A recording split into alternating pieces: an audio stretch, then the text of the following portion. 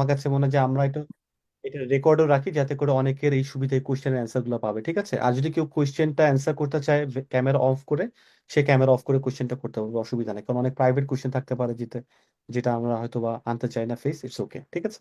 হ্যাঁ, বুশরা আপু আবার একটু কোশ্চেনটা করবেন প্লিজ। আপনি জি ব্যাচেলর ভাইয়া, শেষ আমি করেছেন?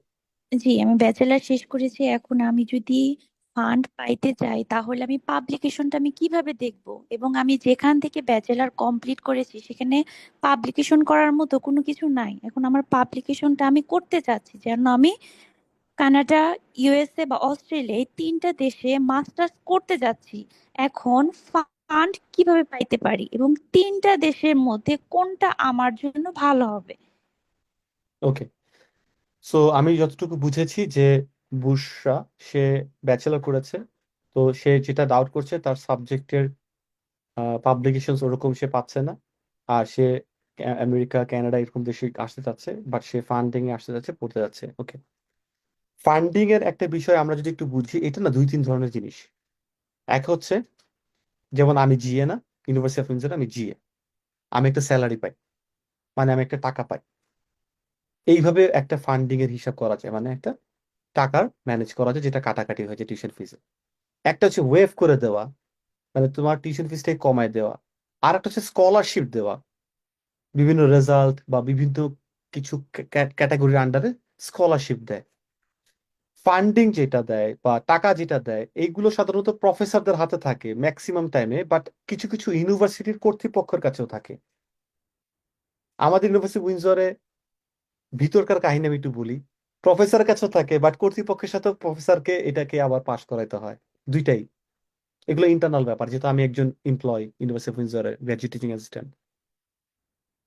তো ব্যাচেলারের পরে আমি যদি আলটিমেটলি ফান্ডিং এর জন্য অ্যাপ্লাই করতে চাই, আমার অবশ্যই আগে দেখতে হবে যে আমার সাবজেক্টটা কি, সেই সাবজেক্ট থেকে আমি ফান্ড পাবো কি না। এটা একটা বড় ব্যাপার হচ্ছে, কয়েকটা ফ্যাক্টরের উপর এটা ডিপেন্ড করে। যেমন কিছু কিছু জায়গায় ফান্ডিংটা ইউনিভার্সিটি থেকে, আসলে ইউনিভার্সিটি থেকে না, আর একটু বড় জায়গা থেকে বলি, যেটা তোমাদেরকে বলবে না, দেশ থেকে কিছু কিছু জায়গার উপরে ফান্ড করা হয়। কিছু কিছু ডেভেলপমেন্ট, কিছু কিছু রিসার্চ, কিছু কিছু জায়গা দেশ থেকে করা হয়, অথবা প্রাইভেট জায়গা থেকেও করা হয়। যেমন সম্প্রতি আমাদের ইউনিভার্সিটি উইন্ডসরে $6,000 একটা স্কলারশিপ সবার ক্যান্সেল করে দিয়েছে। এই ফান্ডটা দেওয়া হয়তো ইসরায়েল থেকে, কিন্তু এখানে স্টুডেন্টসরা ইসরায়েলদের এগেনস্টে প্রোটেস্ট করেছে, ফান্ড ক্যান্সেল। জানতে হবে, অনেক কিছু পড়তে হবে, দেখতে হবে, বই পড়তে হবে, বই পড়তে হবে। এটাই জন্য বলি বই পড়তে হবে। তো প্রাইভেট জায়গা থেকে, দেশ থেকে ফান্ডিং এর জায়গা হয়। কোন জায়গা হয়? যে জায়গা ডেভেলপ করতে হবে। ইলন মাস্কও এখন ফান্ডিং করতে পারে, যদি ও মানে মানুষজনকে এখন গাড়ির দিকে নিতে চায়, যে আমার এখন এই ইলেকট্রিক গাড়ির দিকে সবাই আসবে বা এটা করবে, এটা করবে, এটার জন্য রিসার্চ দরকার। সো এই ইউনিভার্সিটি ফান্ডিং ও করতে পারে, কথার কথা বলতেছি। তখন প্রফেসর যারা আছে, এখানকার যারা গণ্যমান্য মানুষজন আছে, তারা বিভিন্ন স্টুডেন্টদেরকে নিবে যাদের এই ব্যাপারে কাজ করা আছে, ইলেকট্রিক্যাল ইঞ্জিনিয়ারিং এর কাজ করা আছে বা কিছু। বুঝা যাচ্ছে জিনিসটা? পুরো ফান্ডাটা বোঝা যাচ্ছে? তার মানে একটা ইউনিভার্সিটি একটা সাবজেক্টে একবার ফান্ডিং হলেই যে বারবার হবে এমন কোনো কথা নাই। যার জন্য অনেক ক্যানাডিয়ান ব্লগারও আছে, এসে বলে আমি স্কলারশিপ পেয়েছি, আপনি কিভাবে পাবেন, আমার ভিডিও দেখুন। ব্যাপারটা না, ও কেমনে কেমনে পাইছে, একবার পাইছে। আগেও যে ফান্ডিং ছিল ব্যাপারটা তাও না, পরও যে থাকবে তাও না। বুঝে গেছে? তোমরা ক্রস চেক করে নিও আমার কথাগুলো, অনেকে তোমরা জানো না। এই জন্যই আমার এই পেজটা খোলা, কিন্তু সেই পেজে তোমরা এখনো রিভিউ দিচ্ছ না। তোমরা চাও না যে এই পেজটা ছড়াক, আরো 10 জন না জানো, ঠিক আছে? তো যাই হোক, আমার এতে আফসোস নাই। সেকেন্ড যে জিনিসটা বলছি ভাই আপু তোমাকে, তো তুমি এখন যে সাবজেক্ট আছো, তোমাকে দেখতে হবে যে এই সাবজেক্টের উপর ফান্ডিং চলছে কিনা ওই ইউনিভার্সিটি থেকে, কোন কোন ইউনিভার্সিটিতে আছে। অলওয়েজ পাবলিকেশন থাকতেই হবে তা না, পাবলিকেশন না থাকলেও হয়। জিআরই স্কোর দিয়েও অনেক সময় অনেকে ফান্ডিং পেয়ে যায়, জিআরই। অনেক সময় পাবলিকেশনও থাকে না, জিআরইও থাকে না, শুধু আইএলটিএস দিয়েও প্রফেসরের সাথে কথা বলে ফান্ডিং পাওয়া যায়। কিছু কিছু ইউনিভার্সিটিতে ডিপেন্ড করে প্রফেসরের উপরে। আবার কিছু কিছু জায়গা আছে জিআরই টিআরই থাকার পরেও পাবলিকেশন চালাবে না। পাবলিকেশনটা কেন? It shows your interest. তুমি এই নিয়ে আসলে কাজ করতেছো। তোমারে যদি প্রফেসর টান দেয়, তোমাকে নিয়ে তারও লাভ হবে, কারণ প্রফেসরও আসলে বেসিক্যালি কোনো কিছুর একটার পিছনে আছে। তার জন্যই তো সে টাকাটা দিতে পারতেছে ইউনিভার্সিটি থেকে। সে তো নিজের পকেটে দিচ্ছে না। তার মানে সে দেখবে তুমি তার কতটুকু কাজে লাগো। তো তোমার যখন পাবলিকেশন থাকবে যে এই জার্নাল দেখেন ভাই আমার, দেখেন প্রফেসর ভাই বলছি, প্রফেসর আমার ফরেন জার্নালেও পাবলিকেশন আছে, আমি এই নিয়ে কাজ করছি ডিটেলে, তখন তুমি পারবা। এখন ইটস ভেরি ইজি এইসব প্রপোজাল লেটার পাঠানো। একটা সময় প্রচুর 87টা 88টা, আমার একটা ছোট ভাই ছিল বুয়েট থেকে ব্যাটারি নিয়ে পড়ছে, এখানে মাস্টার্স করছে, পুরো ফুল ফ্রি, ফুল ফান্ডেড ছিল, ব্যাটারি নিয়ে করছে। কারণ কি, তারপরে আমি দেখলাম যে এই জায়গায় একটা এলজির ব্যাটারি প্ল্যান্ট খুলছে, চিন্তা করা যায়। তার মানে ফান্ডিং দিয়ে, কিন্তু ওরা রাখতে পারে নাই, পিয়ার কাহিনীতেও রাখতে পারে নাই, ওবার অস্ট্রেলিয়া চলে গেছে, ওর গার্লফ্রেন্ড অস্ট্রেলিয়া থাকে, শি ওয়াজ এ ডক্টর দেয়ার, পারে নাই রাখতে আর কি। কিন্তু ট্র্যাপটা করছিল সুন্দর, কানাডা আসলে কে যাইতে চায়। তো যাই হোক, এইগুলা বুঝতে হবে যে কি হচ্ছে, দূরদর্শিতা জায়গা থাকতে হবে। তো এখন তোমার ফান্ডিং, তোমার সাবজেক্টে অবশ্যই পাবলিকেশন আছে, পৃথিবীতে সব সাবজেক্টেই পাবলিকেশন আছে, বাংলাতে আছে, আরবিকে আছে, বিভিন্ন ধর্মগ্রন্থ আছে, পলিটিক্সে আছে, সব জায়গায় আছে। তুমি পাচ্ছ না সেটা হয়তো বা দুর্বলতা, বাট আছে, পাবলিকেশন হচ্ছে, পাবলিক মানে তোমার এখানে জার্নাল আসতেছে, কিন্তু কি ধরনের জার্নাল হচ্ছে কি হচ্ছে না, সেটা তোমার একটা ইউনিভার্সিটির প্রফেসরের সাথে বসতে হবে, তোমাকে এটা শিখতে হবে যে এই সাবজেক্ট আমি কোন টপিক আনতে পারি। আর একটা সাবজেক্ট একটা, যেমন আমি ছিলাম এইচআর, তো আমি যদি এখন পিএইচডি করি, আমি আমার সিক্রেট বলে দিচ্ছি, কারণ আমি চাই না যে আমি এটাতে পিএইচডি করতে, আমি চাই যে তোমরা যদি এখানে কেউ এইচআর হয়ে থাকো করো। সবকিছু এআই নিয়ে নিচ্ছে, এখন মানুষের জব কোথায়, এই জায়গাটার বাইর করো খুঁজে। তো আমার জায়গা থাকবে এইটা। কিন্তু আমার প্রফেসর বলছে তুমি এইটা নিয়ে কাজ করো না, তুমি কাজ করো কি, যেহেতু আমি জিএ প্রফেসর সাথে ভালো খাতির আছে, আমার কিন্তু ফান্ডিং পাওয়া কোনো ব্যাপার হবে না, বা আমার পিএইচডি করার ব্যাপার হবে না, কারণ আমি কাজই করতেছি প্রফেসরদের সাথে। রিকমেন্ডেশন লেটার জোগাড় করার কোনো বিষয় না, বড় বড় প্রফেসরের কাছে রিকমেন্ডেশন লেটার করতে পারবো। যাই হোক, তো যেটা বলছিলাম আর কি, উনি আমাকে বলছে তুমি অর্গানাইজেশনাল বিহেভিয়ার নিয়ে করো, এই সাবজেক্টটা একটু নিশ, নিশ মানে একটা পার্টিকুলার ক্যাটাগরি, এটা নিতে গেলে তুমি আগাতে পারবা, তুমি ফান্ডিং পাবা, তুমি এইটা পাবা ওইটা পাবা হোয়াট এভার। সো তোমারও এইখান থেকে ডাক্তাররা এখানে এসে কোন সাবজেক্টে পড়ে, মেডিকেল বায়োটেকনোলজিতে পড়ে, এখানে ফার্মাসিস্টরা পড়ে। ডাক্তাররা এসে দেখো, বাংলাদেশে ডাক্তার ছিল, এসে এখানে পড়ছে মেডিকেল বায়োটেকনোলজিতে, বায়োটেকনোলজিতে পড়ার পরে আবার জব করতে গেছে কোন সেক্টরে জানো, ফার্মিং। কারণ মেডিকেল বায়োটেকনোলজির আবার অনেকগুলো উইং এর ভিতরে ফার্ম, অর্গানিক ফুড টুড এগুলো আছে। যারা ফার্মাসিতে পড়ছো তারা জানো, কিন্তু ফ্যাক্টরি একটা জায়গা পার্ট, আর একটা হচ্ছে গিয়ে তোমার এই প্রোডাকশন। সো তুমি না তোমার এই জায়গাটা যে কোনো একটা জিনিসকে ন্যারো ডাউন করো, ন্যারো ডাউন করার পরে কাজ করো। তবে আমার কাছে মনে হয় তুমি যদি পড়ুয়া স্টুডেন্ট না থাকো, তোমার যদি সিজিপিএ কম থাকে, তাহলে তুমি পাবলিশ করলে তোমাকে একটু ওই প্রফেসরদের সাথে একটু অফার লেটারে বা প্রপোজাল লেটারে দেখাইতে হবে যে আমার কোভিড হয়েছে, আমার লাইফে একটা অ্যাক্সিডেন্ট হয়েছে, বা কিছু একটা তো তোমাকে দেখাইতে হবে তুমি একটা স্টুডিয়াস মানে ছেলে বা মেয়ে, রাইট? ভালো জিআরই স্কোর থাকলে, যদি জিআরই করতে পারো মাস্টার্সের জন্য, বা জিম্যাট করতে পারো, ইটস ভেরি হার্ড জিম্যাট, আমি জিম্যাটের প্রিপারেশন নিয়েছিলাম, জিআরই করতে যদি পারো, তাহলেও আমেরিকার অনেক ইউনিভার্সিটির টিউশন ফিস কমে আসে। ইভেন আইএলস এ 7 পেলেও আমেরিকার টিউশন ফিস কমে আসে। ওকে, আচ্ছা সাথী,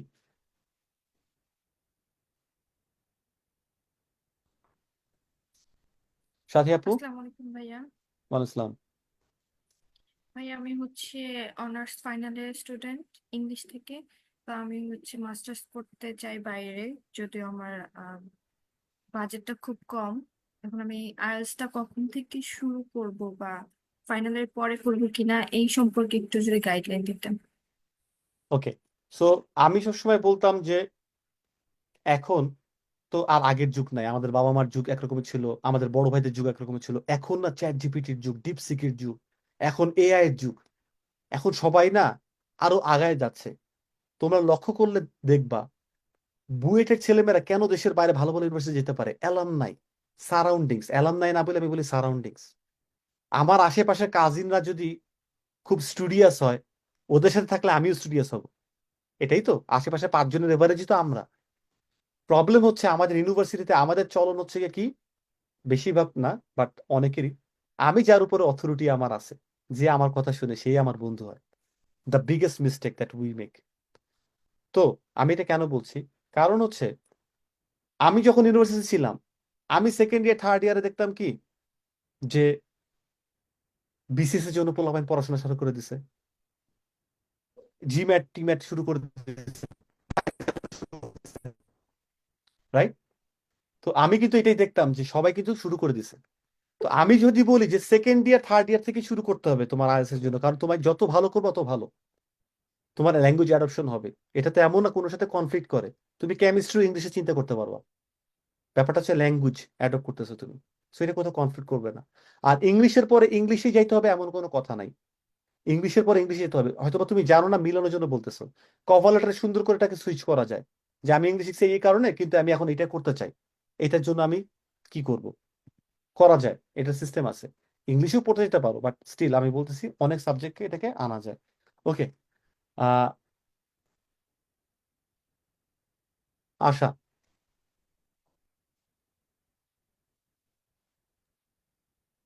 জি, আসসালামু আলাইকুম ভাইয়া। ওয়ালাইকুম আসসালাম আপু। ভালো আছেন ভাইয়া? আলহামদুলিল্লাহ ভালো আছি। আমাদের একটু কুইক করতে হবে, আমাদের সময় একেবারে কম, আমরা আর 5 মিনিট হয়তো বা কোশ্চেন নিতে পারবো। আমি শর্ট করে ফেলবো কোশ্চেন। জি ভাইয়া, আসলে আমি একটা ইনফর্মাল কথা বলবো। আসলে আমি অনেকদিন যাবতই আইএলটিএস প্রিপারেশন নিচ্ছি। আহ, বেশ লং টাইম ধরেই বলা যেতে পারে, বাট বিভিন্ন সার্কামস্টেন্সেস এর কারণে আমি কনসেন্ট্রেট করতে পারছি না, ফোকাস করতে পারছি না। দেখা গেছে রিডিং মাঝে মাঝে ভালো করতেছি, মাঝে মাঝে সেটা ভালো হচ্ছে না ততটা। মানে বিভিন্ন স্পিকিংটা বিষয়ে আপনি কাজ মোটামুটি। করতে পারছেন না, হ্যাঁ, এখন তাহলে আলটিমেটলি কি জি জি। কোন বিষয়টা জানতে চাচ্ছেন? তো কনসেন্ট্রেটটা কিভাবে গ্রো করতে পারে? আর আরেকটা জিনিস হচ্ছে, আপনার এখান থেকে তো অনেক কিছু জানিস, আমি আপনাকে ফলো করি অনেক আগে থেকেই, প্রায় 1.5 বছর আগে থেকে। আপনি যখন নতুন ব্লগ করা শুরু করেছেন তখন থেকেই আপনাকে ফলো করি। তারপর তো আপনি আইএলটিএস করতেছেন, তো আমরা যদি বাইরের জন্য আপনাদের হেল্প চাই।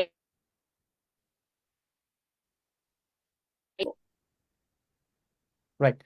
সো এই ক্ষেত্রে আসলে টু বি ভেরি অনেস্ট, আমাদের ওই যে যে গাইডলাইনটা আমরা আজকে বললাম এটাই ফলো করতে হবে, কনসেন্ট্রেশন বাড়বে, স্ট্রেস নেওয়ার ক্ষমতা বাড়বে ইনশাল্লাহ। আর আমাদের এটা তো আসলে সম্ভব না ওয়ান টু ওয়ান কাউন্সিলিং করা, তবে আমাদের কোর্সের সাথে একটা ক্যারিয়ার কাউন্সিলিং এর একটা জায়গা আছে যেখানে আমরা ওয়ান টু ওয়ান কাউন্সিলিং করি। আগে 2,500 টাকা এটা চার্জ ছিল, এখন এটা আমরা ওয়ান টু ওয়ান করি ফ্রিতে, এটা আইএলটিএস এর কোর্সের সাথে আসে, এটা আমাদের প্রিমিয়াম ব্যাচে। সো এটাতে করি, বাট এটা তো আসলে খুবই টাফ হয়ে যায়। তবে হ্যাঁ, খুব শীঘ্রই আমরা অফিস নিচ্ছি ইনশাল্লাহ, এবং আমরা যখন অফিস নেব তখন সেই অফিসের ভিতরে অবশ্যই ক্যারিয়ার কাউন্সিলিং গুলোর একটা পার্ট রাখবো, যেখানে স্টুডেন্টসরা গেলে আমরা ওখানে এক্সপ্লেন করতে পারবো। হয়তো বা আমি থাকবো না, আমি তো যাওয়া আসা করবো কানাডা বাংলাদেশ, কিন্তু আমাদের সেখান থেকে হয়তো বা সবাই আপনাদেরকে হেল্প করার চেষ্টা করবে ইনশাল্লাহ। ঠিক আছে। নুসরাত জি। চৌধুরী প্লিজ।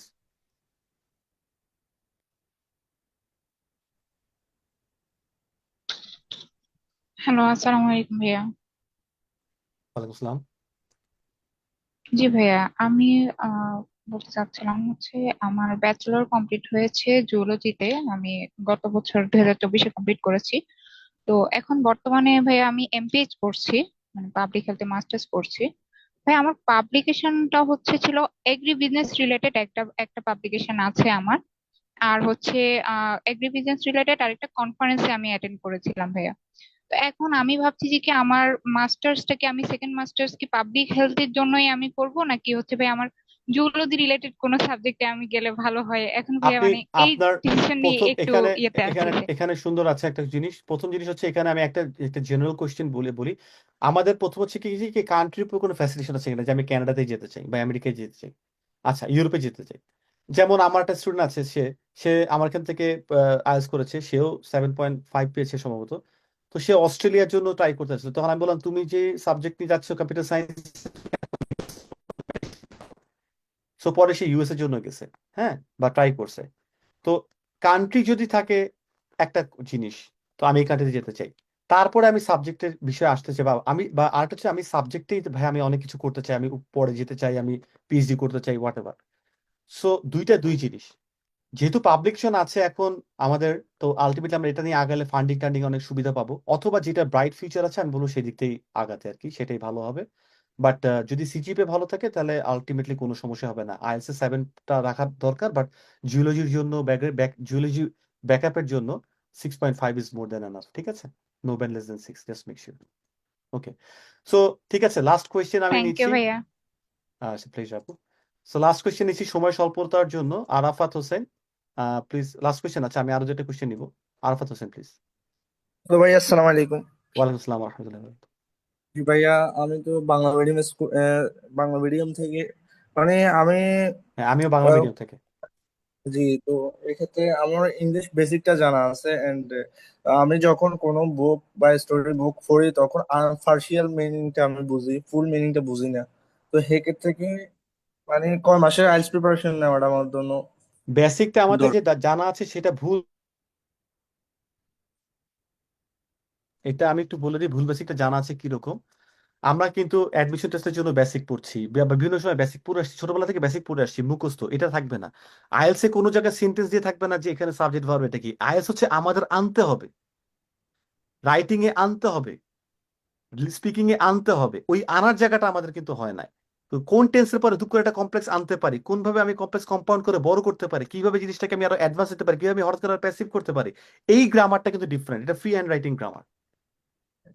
আমাদের একটা কোর্স আছে, আমি বলতে চাচ্ছিলাম না এটা আজকের, 480 টাকায় দেওয়া হচ্ছে 3000-এর পুরো গ্রামার কোর্সটা। যদি তোমরা চাও তাহলে তোমরা এটা নিতে পারো, হোয়াটসঅ্যাপ গ্রুপে তোমাদেরকে লিঙ্ক দিয়ে দেওয়া হবে। যদি চাও সেটাতে পুরো A to Z আছে, 3000-এর নিচে এটা আমরা কখনো সেল করিনি। এই ঈদের জন্য আমরা এটা 480-তে সেল করছি। এখানে গ্রামারের A to Z পাওয়া, A to Z। সো তখন তোমরা বুঝবা কিভাবে ছোট থেকে বড় করতে চায়। আর তাও যদি না হয়, আমার ইউটিউব চ্যানেলটা আছে, আর ফেসবুকে আমি 2-3টা ক্লাস করেছি, এটা করো। আর বাকি এই যে 2 মাসে আমি যেটা গাইডলাইনটা দিলাম আজকে, রিডিংটা করব, তারপরে কিভাবে আলটিমেটলি ডেভেলপটা করব, লিসনিং এটা ডেভেলপ করবো, স্পিকিং এটা ডেভেলপ করবো, একটু এটা করতে থাকো, 2 মান্থসের মধ্যে ইনশাল্লাহ হয়ে যাবে, কোনো সমস্যা হবে না। বাট শুধুমাত্র স্ট্র্যাটেজিতেই পড়ে থেকো না, যে আমি রিডিং এর এটা টু ফোর্স এটা করাচ্ছে, এই ইউটিউব চ্যানেল এটা দেখতেছি, বা এই স্যার বা এই ম্যাডাম করাচ্ছে এটা দেখতেছি, এইভাবে স্ট্রেস এইভাবে করে থেকো না, কেমন?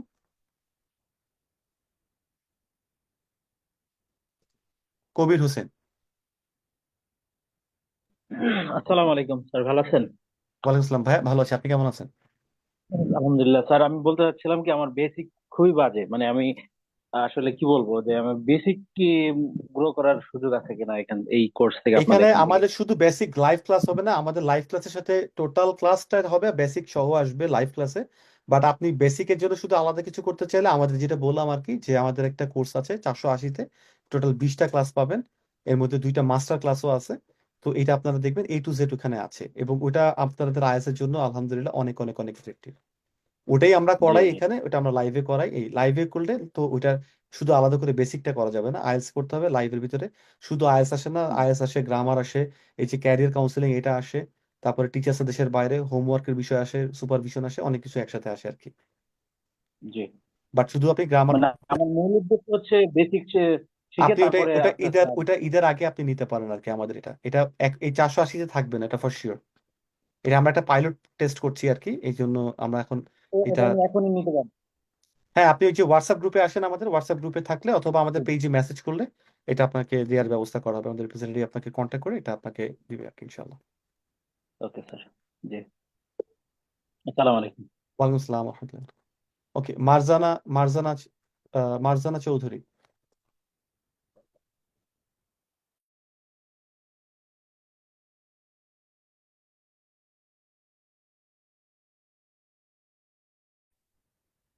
All right. আসসালামু ওকে আলাইকুম।